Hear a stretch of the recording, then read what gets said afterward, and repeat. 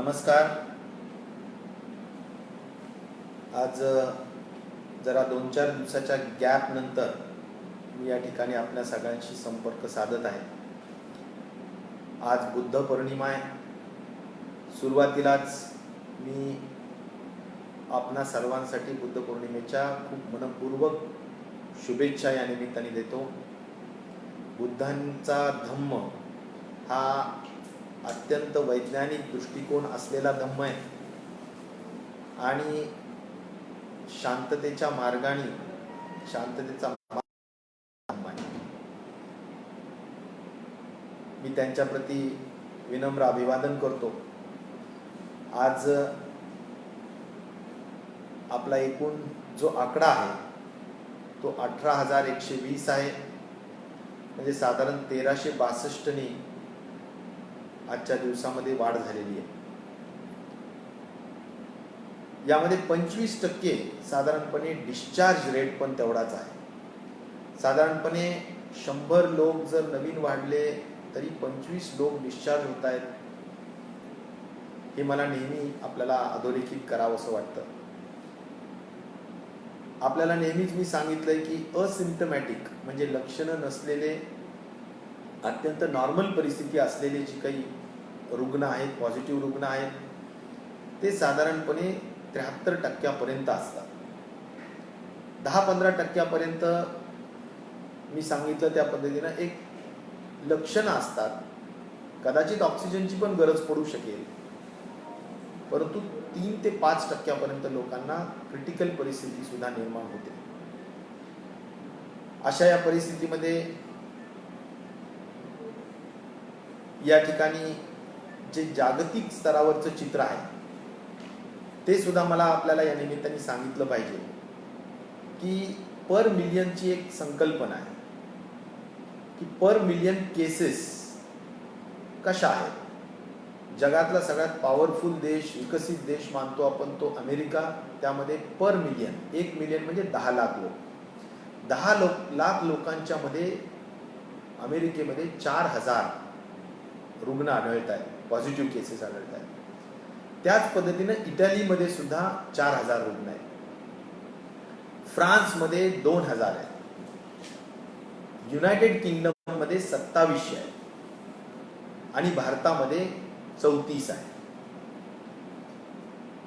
मृत्यू दरामध्ये सुद्धा दर 10 लाख लोकांमध्ये US मध्ये 200 लोक मृत्युमुखी पडत आहेत. UK आणि फ्रान्समध्ये 400 लोक मृत्युमुखी पडत आहेत. इटलीमध्ये 500 लोक मृत्युमुखी पडत आहेत. आपल्या भारत देशामध्ये 1 व्यक्ती मृत्युमुखी पडत आहे. त्यामुळे इन जनरल जर आपण परिस्थिती बघितली तर आपण आजही खूप काही कंट्रोलमध्ये ठेवू शकलेलो आहोत. जरूर काही महाराष्ट्रातल्या केसेस वाढत आहेत, याची काळजी नक्कीच आहे, परंतु घाबरून जाऊन चालणार नाहीच आहे. आपल्याला अधिक शिक्षित आणि अधिक सतर्क व्हावं लागेल. हेच मला पुन्हा एकदा आपल्या सगळ्यांना अधोरेखित करायचं आहे. आपल्याला खूप कंटेनमेंट झोन्स जे आहेत त्यामधील लोकांना मला आवर्जून सांगितलं पाहिजे की जवळजवळ 1,000 कंटेनमेंट झोन आहे. आता एक कंटेनमेंट झोन म्हणजे ज्या ठिकाणी पॉझिटिव्ह पेशंट्स सापडलेले आहेत आणि शासनाच्या नियमाप्रमाणे ज्या ठिकाणी आपण जे लिमिटमध्ये आपण ज्यांना प्रशासनाने कंटेनमेंट झोन सांगितलेलं आहे त्या कंटेनमेंट झोनमध्ये आपल्याला अधिक जागरूक राहावं लागेल. त्याचं जे पेरिमीटर असतं त्या पेरिमीटरमध्ये नो इन नो आउट हा सगळ्यात महत्त्वाचा सिद्धांत आहे. कंटेनमेंट झोनच्या आतमध्ये सोशल डिस्टन्सिंग पाळणं, कुठल्याही परिस्थितीत आपला आतमध्ये संसर्ग न होऊ देणं फार महत्त्वाचं आहे. आणि ते न पाळल्यामुळेच ज्या केसेस वाढत आहेत ते न पाळल्यामुळेच वाढत आहेत. मुंबईमध्ये केसेस वाढत आहेत, पुण्यामध्ये वाढत आहेत, मालेगावमध्ये वाढत आहेत, औरंगाबादमध्ये वाढत आहेत.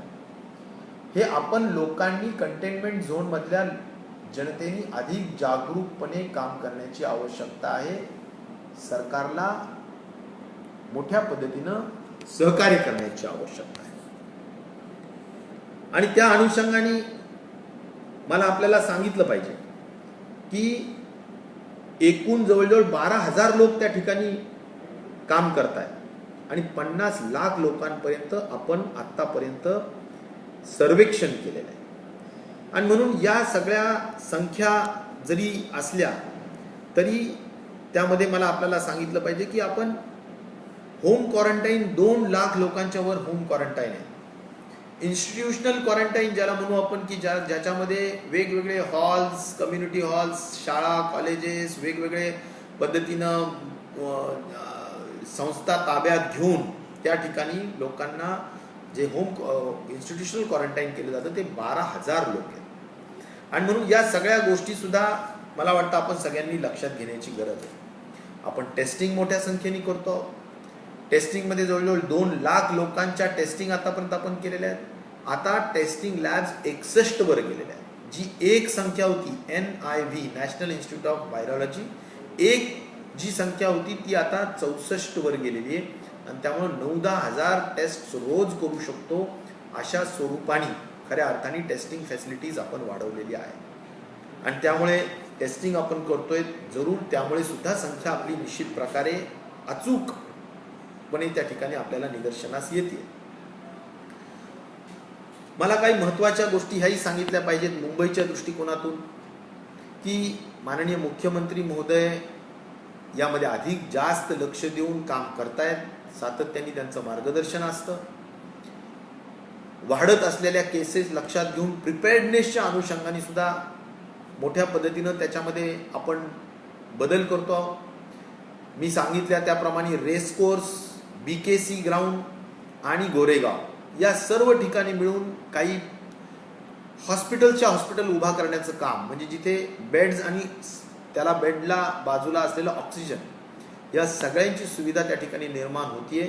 आणि 2000 नवीन बेड्स आपण मुंबईमध्ये या ठिकाणी तयार करतो आहोत. एवढंच आपण खऱ्या अर्थाने थांबत नाहीये.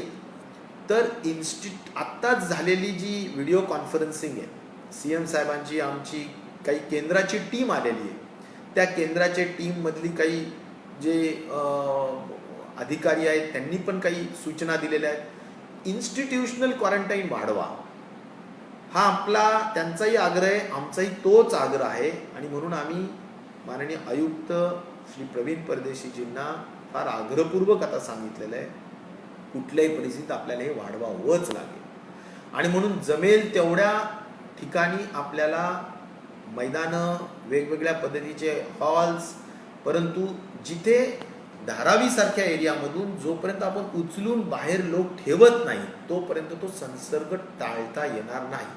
आणि म्हणून जो ICMR प्रोटोकॉल आहे की जे क्लोज कॉन्टॅक्ट्स आहेत, हाय रिस्क कॉन्टॅक्ट्स आहेत, त्यांना तिथे त्या 10x10च्या रूममध्ये 10-15 लोक जे राहतात तिथं ठेवून चालणार नाही. त्या खोलीतला एक पॉझिटिव्ह आला सगळ्यांना उचलून बाहेर ठेवावंच लागेल. आणि आज 10,000 लोक मुंबईमध्ये बाहेर ठेवलेले आहेत, पण तेवढ्यानी पुरत नसेल तर आणखीन जागा घ्यावी लागेल. माननीय मुख्यमंत्र्यांनी सुद्धा ते मान्य केलेलं आहे. मला वाटतं यामध्ये आता अधिक ॲग्रेसिव्हली इन्स्टिट्यूशनल क्वारंटीन आपल्याला त्या ठिकाणी करावं लागणार आहे. पुढचे प्रोजेक्शन्स बरेच मॅथमॅटिकल मॉडेल्सनी वेगवेगळे लोक तयार करत असतात. जरूर त्याला खूप घाबरून जाण्याचा विषय नसतो. अनेकांनी सांगितलं 30 एप्रिलपर्यंत खूप मोठी संख्या वाढेल, कुणी म्हटलं 10 मेपर्यंत वाढेल, 15 मे वाढेल, 30 मे वाढेल. संख्या तेवढी वाढत नाहीये. ती सुदैवाची बाब आहे. लक्ष जरूर आपण देतो आहोत, परंतु तरी सुद्धा आपण जसं म्हणतो की दुर्लक्ष करून चालणार नाही. आपण जसं इंग्लिशमध्ये म्हण आहे की hope for the best, prepare for the worst. जरी वर्स्टसाठी प्रिपेअर करायचं असेल तरी त्या दृष्टिकोनातून सुद्धा मुंबई महानगरपालिकेने आणि आम्ही काल झालेल्या हर्षवर्धनजी जे माननीय मंत्री आहेत आरोग्य खात्याचे त्यांच्याबरोबर झालेल्या चर्चेमध्ये आम्ही ही मागणी केलेली आहे. मी स्वतः आरोग्यमंत्री म्हणून माननीय आयुक्तांनी मला ज्या काही सूचना केल्या होत्या त्याप्रमाणे आम्ही मागणी केलेली आहे की आपल्याला केंद्र शासनाचं आर्मी असेल, नेव्ही असेल, एअरफोर्स असेल यांचे जे हॉस्पिटल्स आज मुंबईमध्ये आहे, मोठे बेस आहे आपला डिफेन्सचा, त्या हॉस्पिटल्सच्या डॉक्टर्स आणि ICUच्या बेडची सुद्धा उपलब्धता करून दिली पाहिजे. तर ते एक लास्ट रिसॉर्ट म्हणून, एक शेवटचा पर्याय म्हणून निश्चित प्रकारे ते देणार आहेत. अशी त्यांनी मान्यता दिली आहे. इवन रेल्वे वॅगन्स असतील, रेल्वेज असतील, त्याच्यामध्ये सुद्धा आपल्याला अगदी शेवटच्या टप्प्यात, आज ती परिस्थिती नाही, परंतु गरज पडल्यास जर आणि तरची ती परिस्थिती आहे, तर वॅगन्सला सुद्धा, रेल्वे वॅगन्सला सुद्धा आपल्याला उपलब्धता करून देण्याची व्यवस्था रेल्वे विभागाने करण्याची मान्यता दिलेली आहे. आणि त्यामुळे आपण सगळ्या पद्धतीनं जे आपले असिम्टमॅटिक पेशंट्स असतील किंवा खास करून आपल्याला जे क्वारंटीन करायचे असतील, या सगळ्यांसाठी या सगळ्यांचा वापर आपल्याला निश्चित प्रकारे करता येईल. काही महत्त्वाच्या गोष्टी सांगितल्या पाहिजेत. जसं मी सांगितलं की आत्तापर्यंत 2 लाख टेस्टिंग आपण केलेल्या आहेत, परंतु 2 लाख टेस्टिंग जरी केल्या असल्या तरी दररोजचं टेस्टिंगचे रिपोर्ट्स येण्याची पेंडन्सी सुद्धा असतेच. आणि त्यामुळे ती असू नये म्हणून जी मी एक खऱ्या अर्थाने एक चिंता व्यक्त केली होती, त्या अनुषंगाने ICMRनी सुद्धा त्यामध्ये एक महत्त्वाचा विचार दिला आहे की टेस्टिंग कुठे कुठे लागते. नवीन ज्या केसेस आल्यात, आज आता 1305 केसेस आलेल्या आहेत, ह्या पॉझिटिव्ह टेस्ट झाल्यात. काही 2 दिवसापूर्वी 3 दिवसापूर्वी त्याचे स्वॅब्स घेतले असतील, ते आले. आता मला एवढं सांगायचं की ज्या लोकांना 14 दिवस झालेले, त्या 14 दिवसानंतर जर असिम्टमॅटिक पेशंट्समध्ये जर कुठल्याही स्वरूपाने काही डिटोरिएट झालेलं नसेल, म्हणजे परिस्थिती खालवली नाही, तर आपण त्यांच्या पुन्हा 24 तासामध्ये 2 स्वॅब्स घेतो आणि ते दोन्ही निगेटिव्ह आले तर त्यांना डिस्चार्ज करतो. तर आता यासाठी सुद्धा टेस्टिंग लागते.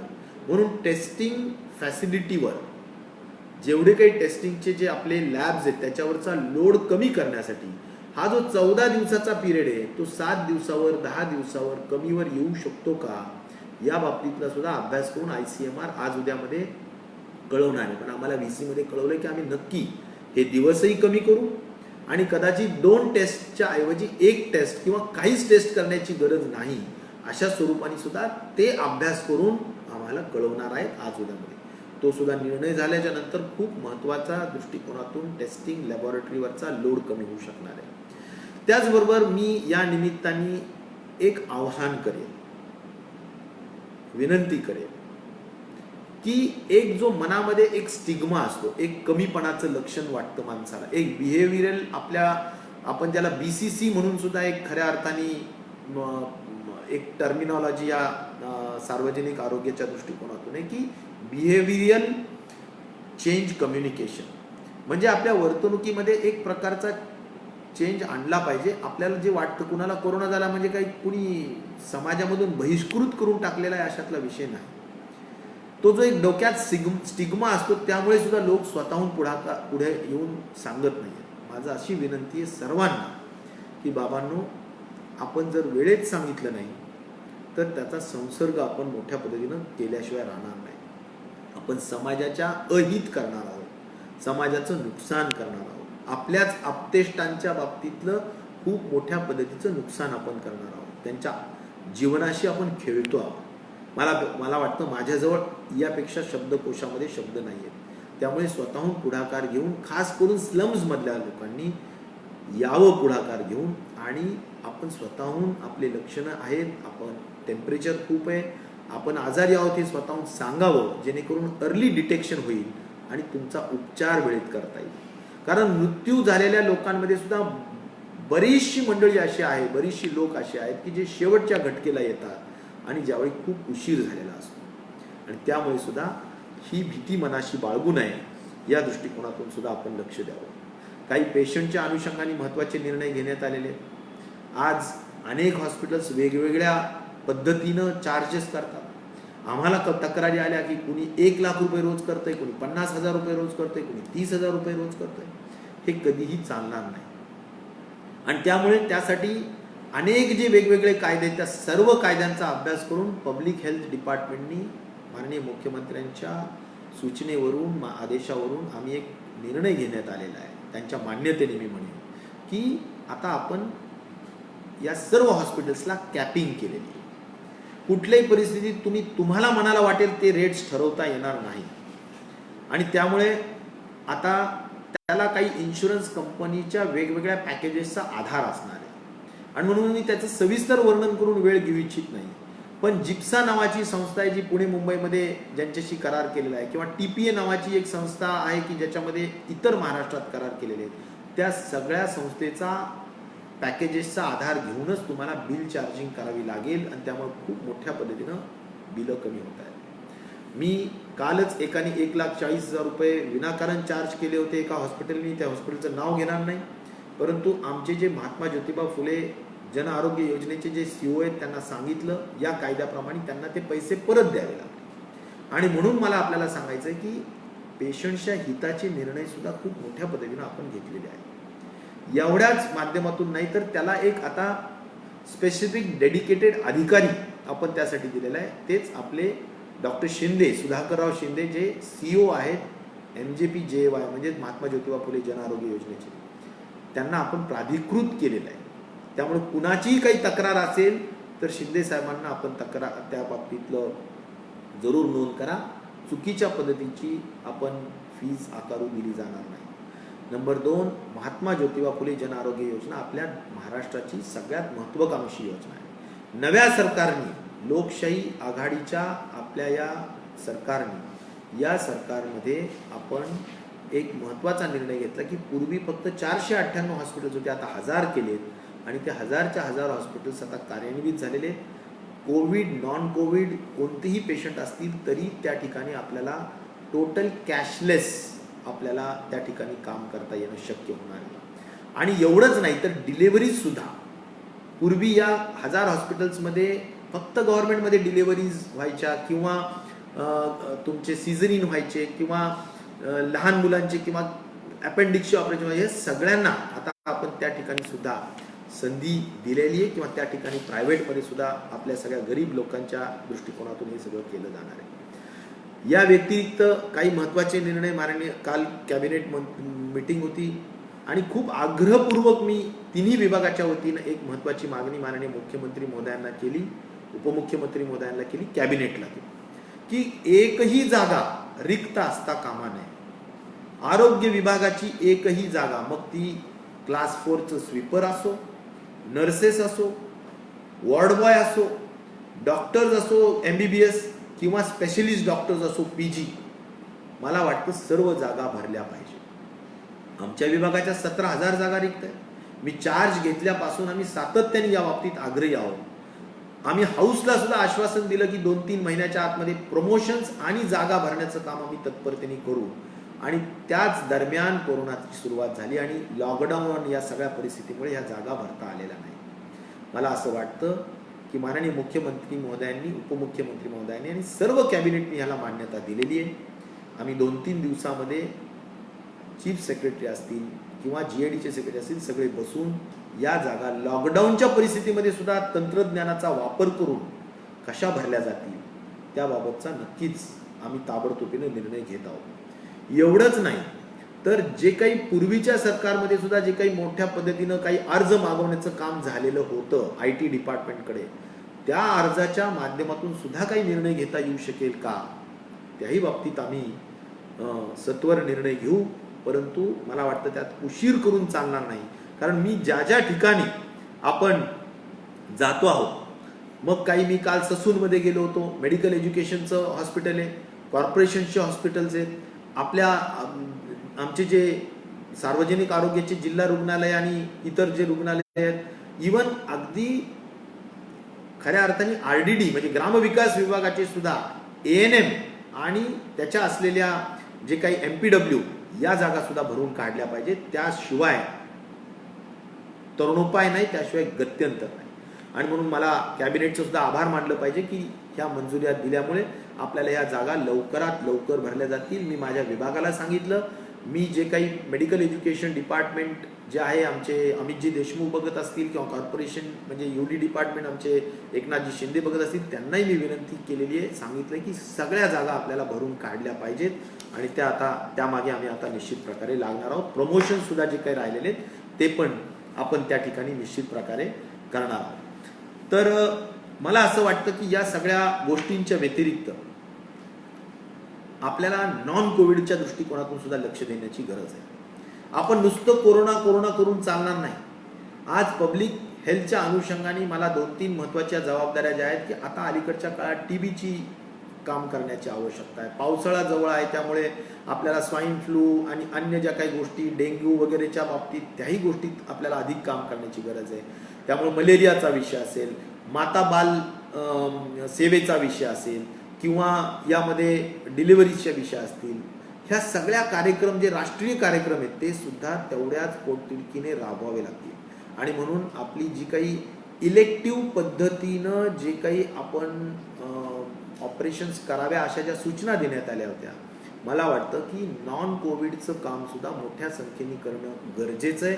आणि त्यामुळं त्याकडे सुद्धा आता आपल्या सगळ्या शासकीय रुग्णालयांनी लक्ष द्यावं अशी सुद्धा माझी या निमित्ताने आम्ही सगळ्यांना सूचित करत आहोत. त्यामुळे अनेक जे काही ऑपरेशन्स पुढे ढकलल्या गेलेले होते, इव्हन खाजगीमध्ये सुद्धा खूप पुढे ढकला अशा पद्धतीच्या पूर्वीच्या सूचना होत्या, पण त्यामुळे काही इस्केमिक हार्ट डिसीजचे गरज आहे, कुणाला तरी पटकन हार्ट डिसीज तुमच्या हृदयाचं ऑपरेशन करायचं आहे, आर्टरीजमध्ये ब्लॉकिंग झालेली आहे ते आपल्याला ताबडतोबीनं करायचं आहे, बायपासेस करायच्यात, वॉल्सचे ऑपरेशन्स करायचे, डायलिसिस किंवा काही फार क्रॉनिक पद्धतीनं किडनीच्या ट्रान्सप्लांटचे ऑपरेशन्स करायचे, इमर्जन्सी आहे. आपण अगोदर अशा सूचना केल्या होत्या की ह्या जरा इलेक्टिव्ह पद्धतीनं करा, म्हणजे प्लॅनिंग करून पुढे ढकलल्या तरी चालतील, पण ज्याच्या इमर्जन्सी त्या हॉस्पिटलचे सगळे कामं चालू झाले पाहिजे.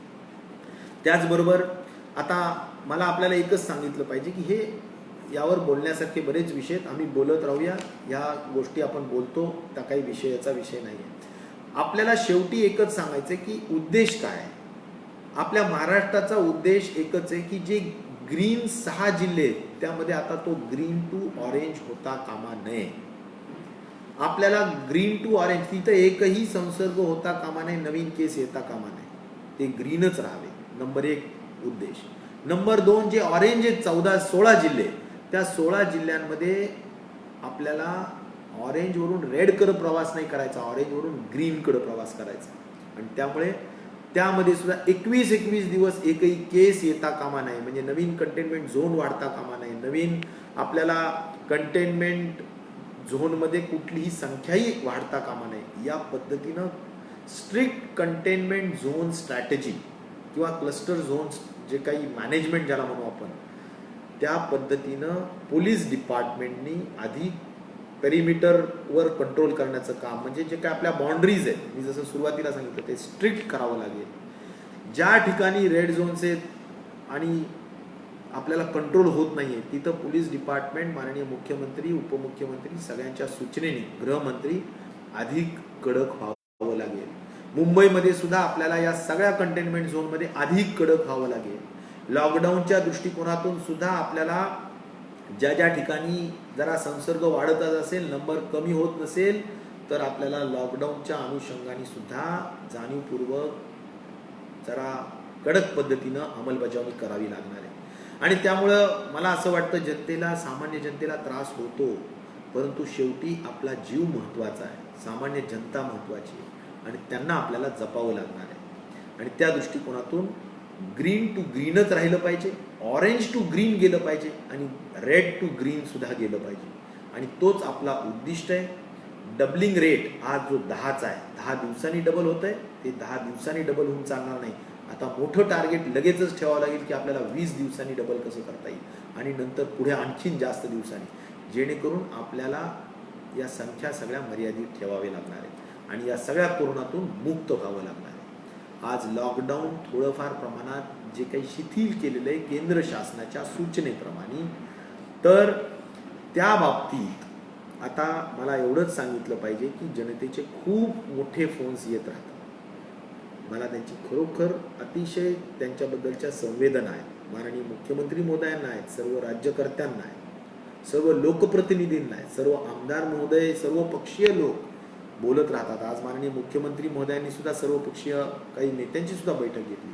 हा आजार सर्वांनी मिळून टीमवर्कने आपल्याला दूर करायचा आणि त्यामुळे मला वाटतं लॉकडाऊन रिलीज केल्यामुळे जरूर आपल्याला 2 महत्त्वाचे प्रश्न आहेत. मायग्रंट लेबर्स जे आहेत बाहेर परराज्यातले, त्यांना आपल्याला त्यांच्या राज्यात पोहोचवायचं आहे. नंबर ऑफ ट्रेन्स वाढवायच्या. पुण्यामधून आता संख्या ट्रेन्स वाढवतोय, मुंबईमधून वाढवतोय.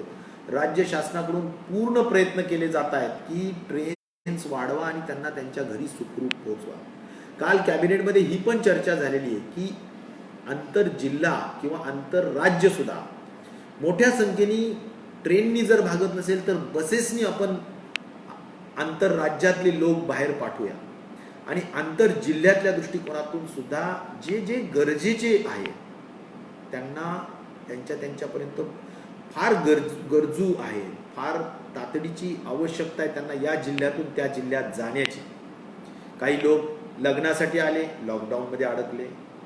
काही लोकांना डिलिव्हरीच्या दृष्टिकोनातून आता पुढे जायचं आहे. काहींचे आजारपण आहेत त्यांना जायचं आहे. काही शिक्षणासाठी अडकलेत, लॉकडाऊनमध्ये अडकलेत, त्यांना त्यांच्या घरी जायचं आहे. या सगळ्यांच्या संदर्भाच्या संवेदना जरूर आहेत. परंतु शेवटी मी पुन्हा पुन्हा एकच सांगेल की आपल्याला संसर्ग टाळायचा आहे आणि त्यामुळं तो टाळण्याच्या दृष्टिकोनातून जी काही छोटी मोठी नियमावली तयार करून आपल्याला आंतरजिल्हा जाण्याच्या दृष्टिकोनातून ज्या परवानग्या दिल्या जातील त्या अनुषंगाने आपण सगळ्यांनी कार्य करूया असं मला वाटतं.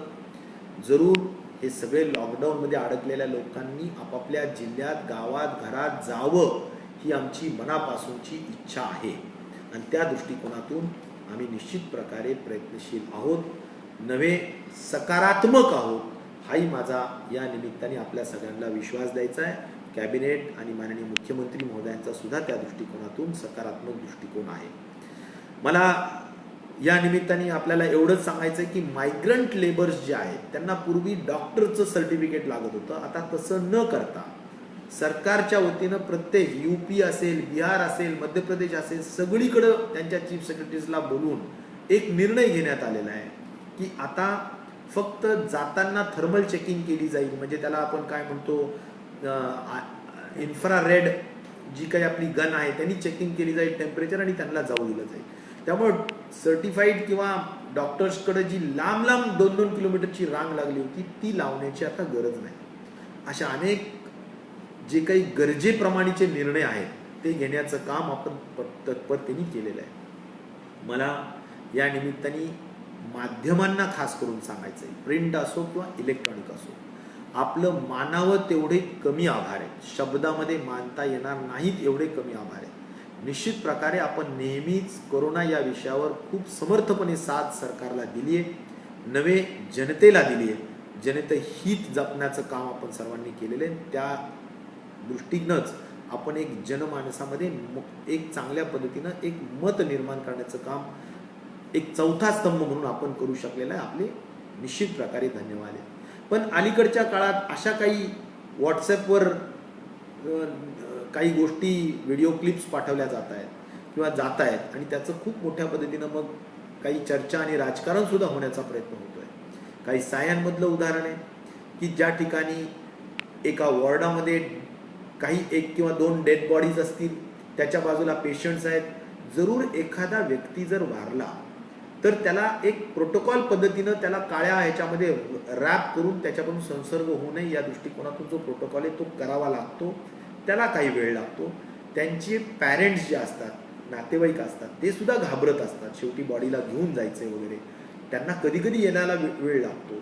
आपल्या सूचना फार कडक आहेत की वारल्यानंतर अर्ध्या तासाच्या आत जर पॅरेंट्सनी त्यांच्या घेऊन गेले नाही तर ती बॉडी मॉर्चरी रूममध्ये म्हणजे शवगृहामध्ये पाठवण्यात येईल. त्यामुळे पटकन त्या बॉडीला लवकर घेऊन जाण्याचं काम सर्व नातेवाईक मंडळींनी केलं पाहिजे आणि यामध्ये कुठलंही राजकारण असण्याचं काही कारण नाही.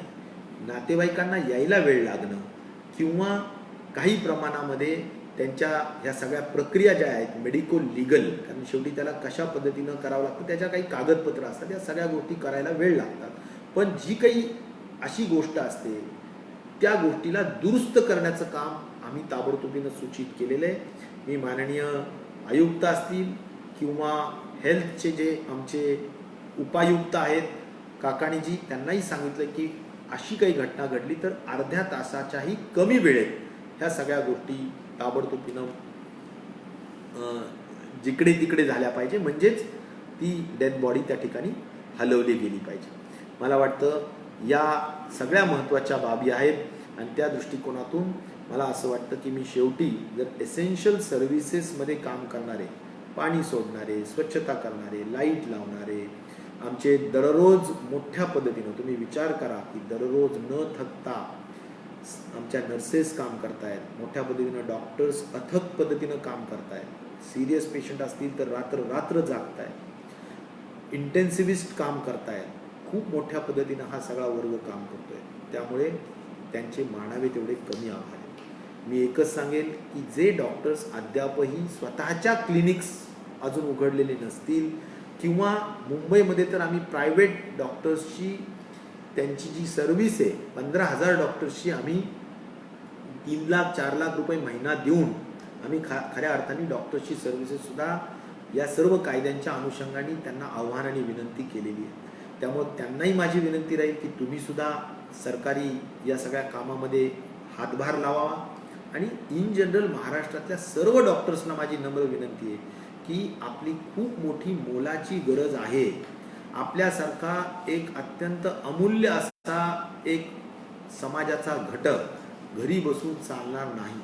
आता PPE किट्स मुबलक आहेत, लाखाच्या संख्येने महाराष्ट्रात आहेत. आपल्याला पाहिजे असेल तर सरकारच्या प्रत्येक जिल्ह्याच्या सिव्हिल सर्जनकडून घेऊन जा, परंतु आपण आपले हॉस्पिटल्स चालू करा. मग कुणी मॅटर्निटीचं नर्सिंग होम असेल किंवा लहान मुलांचा दवाखाना असेल, डायलिसिस सेंटर असेल, हार्टच्या संदर्भातले विषय असतील, अन्य काही विषय असतील, सगळ्यांनी आपापले दवाखाने सुरू करा अशी पुन्हा एक आव्हान आणि विनंती या निमित्ताने आपल्या सर्वांना या ठिकाणी करतो. आणि सर्वांच्या प्रतीच प्रत्यक्ष अप्रत्यक्ष काम करत असणारा आमचा मीडिया वर्ग असेल, आमचे सर्वच प्रत्यक्ष अप्रत्यक्ष या शब्दात सर्व आले, आपल्या सगळ्यांचे खूप खूप आभार मानतो. धन्यवाद.